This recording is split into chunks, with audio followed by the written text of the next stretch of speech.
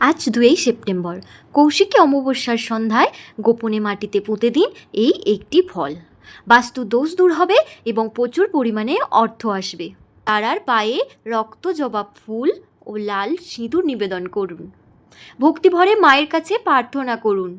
এর ফলে মা তারার আশীর্বাদ আপনার জীবন থেকে অমাবস্যার কালো ছায়া দূর হবে। এদিন একটি জলহীন শুকনো নারকেল একদিকে ফুটো করুন। এরপর ওই ফুটোতে চিনি দিয়ে ভর্তি করুন। ওই নারকেলটি বাড়ি থেকে কিছুটা দূরে মাটিতে গর্ত করে পুঁতে দিন। পোঁতার সময় নারকেলের ফুটো যেন উপর দিকে থাকে। তবে অবশ্যই খেয়াল রাখবেন এই কাজ করার সময় আপনাকে যেন কেউ দেখতে না পায়। কৌশিকী অমাবস্যার এই টোটকার ফলে জীবনের সমস্ত দুঃখ দুর্দশা দূরীভূত হয়। এই